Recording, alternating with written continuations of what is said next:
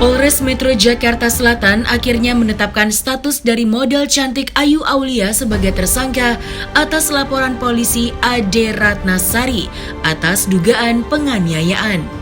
Hal itu dibenarkan Ade Ratnasari yang memberitahukan kepada awak media sambil membawa surat pemberitahuan perkembangan hasil penyidikan atau SP2HP usai kunjungannya kemarin di Polres Jakarta Selatan.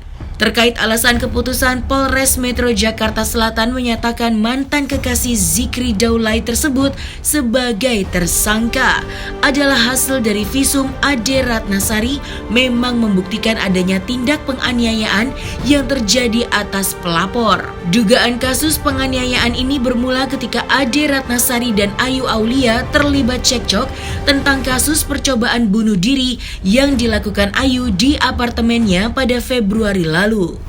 Dan kini atas keluarnya hasil penetapan Ayu Aulia sebagai tersangka membuat selebgram cantik tersebut terjerat pasal 351 dengan ancaman 2 tahun 8 bulan penjara.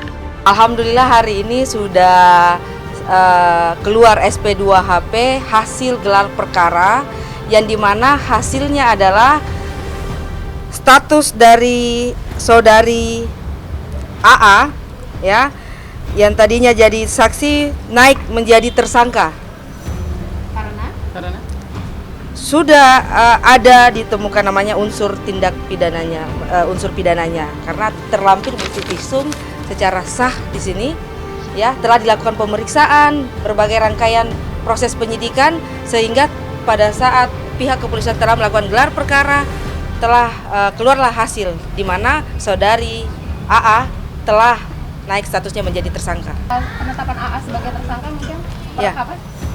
Per hari ini tanggal 20 Juli. Iya, 20 Juli. Puas dengan hasilnya?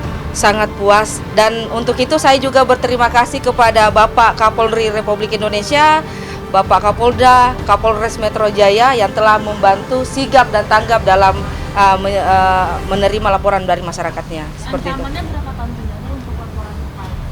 Kalau ancaman kurang tahu sih maksudnya ya, tapi yang saya tahu adalah 2,8 bulan. Iya. Jadi memang proses saat itu saya dengan saudari AA ini terlibat cekcok yang dimana saya merasa ini sudah di luar of the context kan.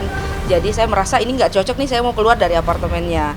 Namun karena memang saat itu AA mungkin merasa bahwa enggak nih harus di sini nih gitu kan. Belum lagi ada asistennya yang inisialnya TM itu mengatakan bahwa ada penambahan obat lagi untuk percobaan bunuh diri itu. Padahal tidak sama sekali saya bantu untuk hal seperti itu.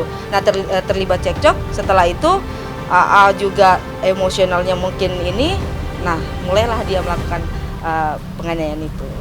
Alasan penganiayaannya sedikit mungkin itu alasan pribadinya beliau. Cuman kalau untuk saya dengan beliau itu memang terlibat cekcok saat itu. Saya tidak setuju dengan perbuatannya. Nah, beliau masih mau melakukan percobaan bunuh dirinya itu. Ada penambahan obat yang dipertanyakan sama mamahnya di rumah sakit.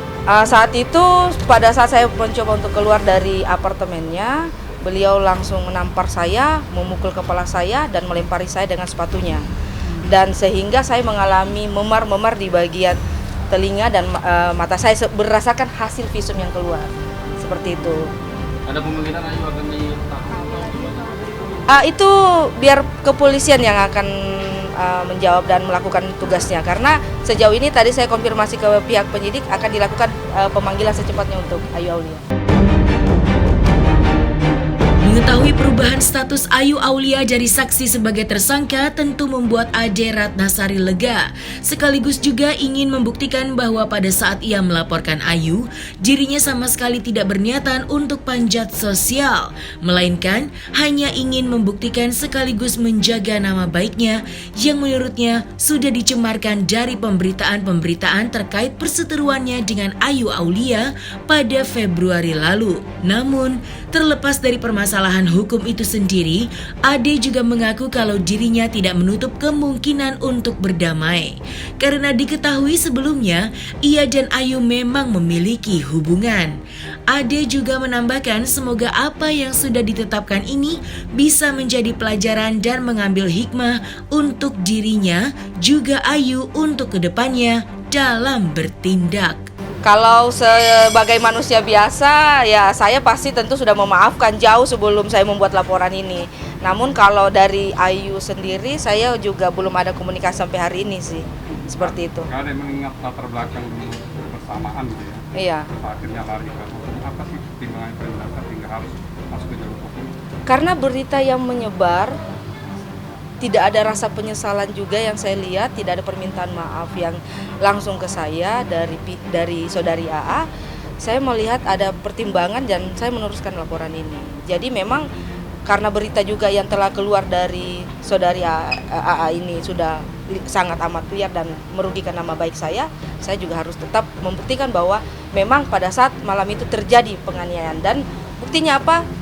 Inilah hasil penyidikan. Yang jelas dengan sikap saya tetap masih ada di atas pendirian saya seperti ini, artinya saya punya kepercayaan tersendiri tetap memproses kasus permasalahan ini. Yang jelas kalau saya sendiri kemarin diarahkan bahwa ada pansos atau apa, buat apa gitu. Saya tidak bekerja di dunia entertain gitu. Kenapa saya perlu berbicara sama teman-teman media? Karena memang permasalahan ini diawali dengan ke media gitu, dan dia juga menyampaikan hal-hal ini ke media. Untuk membuat klarifikasi tentunya saya juga perlu teman-teman mendengarkan dari pihak saya juga gitu. Sejauh ini saya akan tetap melanjutkan sejauh ini ya, tapi kita tidak tahu ke depan seperti apa dan bagaimana. Kalau beliau menunjukkan sikapnya seperti apa, kan saya juga manusia biasa. Tentunya saya mengingat bagaimana saya dengan Ayu Aulia dulu berkawan gitu. Pernah jadi teman dekat, sahabat ya. Aku yang aku nih sahabat. Kalau ya dari sana saya nggak tahu ya. Kalau saya sih kenal beliau dari Oktober ya 2021 gitu. Nah sehingga kita sering komunikasi bareng gitu kan. Ya tidak diduga hal ini terjadi yang namanya penganiayaan seperti ini. Saya sebagai manusia biasa juga sudah sangat memaafkan AA sebagai teman saya yang pernah saya anggap saudara gitu. Cuman proses hukum tetap berjalan. Tetap saya mendoakan, selalu saya doakan Ayu Aulia sehat dan bisa bersama-sama kembali kumpul dengan teman-temannya, ceria seperti biasanya tentu. Sebagai manusia biasa ya, tetap saya doakan yang terbaik. Saya berharap sih ada sama-sama ambil hikmah ya, pelajaran dari kasus ini, dan juga saya berharap kepada teman saya AA juga mengambil pelajaran dari ini. Mudah-mudahan kedepannya tidak berlaku sama kepada rekan-rekannya dan teman-temannya. Saya tetap berharap yang terbaik buat beliau.